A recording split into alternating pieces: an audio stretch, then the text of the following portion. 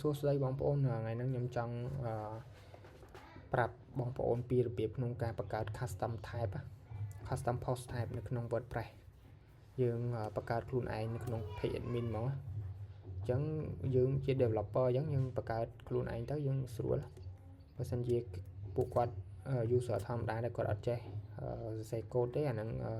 គាត់បង្កើតការទេអញ្ចឹងយើងជាអ្នកសរសេរ code យើងអាចបង្កើតបានអញ្ចឹងខ្ញុំបង្កើតថ្ងៃនេះខ្ញុំបង្កើតជាប្រភេទ room custom post post មានពីរប្រភេទមានប្រភេទជា post មានប្រភេទជា page អញ្ចឹងយើងមើល code នេះទៅនេះតើតើនឹង hierarchical ហ្នឹងបើសិនជាយើងដាក់ true វាជា page បើសិនជាយើងដាក់ false ជាប្រភេទ post នៅពេលដែលយើងបង្កើតយើង register custom post ហ្នឹងមកវាចេញនៅក្នុង page admin អញ្ចឹងខ្ញុំបង្កើត room custom post type អញ្ចឹងវាចេញនៅក្នុង page admin ហ្នឹងវាចេញជា post ប្រភេទជា room អញ្ចឹងនៅក្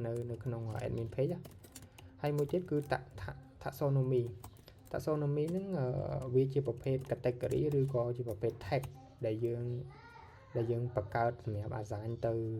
room អញ្ចឹងក្នុង room custom post ហ្នឹងវាមាន category ឬក៏ជា tag ដែលយើងអាចបង្កើតដាក់ assign ចូលអញ្ចឹងដូចជាក្នុងករណីនេះអញ្ចឹង room ហ្នឹងមានពីរប្រភេទមាន room ជាប្រភេទ sunrise ហើយនិង sunset អញ្ចឹងពេលដែលយើង post room អញ្ចឹងវាមានជា category ពីរហ្នឹងយើងអាច tick បានណាអញ្ចឹងពេល post នេះបងមាន function ពីរហ្នឹងបង្កើត function មួយ register មួយបង្កើត function មួយទៀត register មួយទៀតអញ្ចឹងពីរ function ហ្នឹងអាចបង្កើតជា custom post បានអញ្ចឹងអរគុណហើយបងប្អូនចាំជួយ subscribe ផងជួយ subscribe channel ខ្ញុំផងព្រោះជា channel ថ្មីបងប្អូនអរគុណ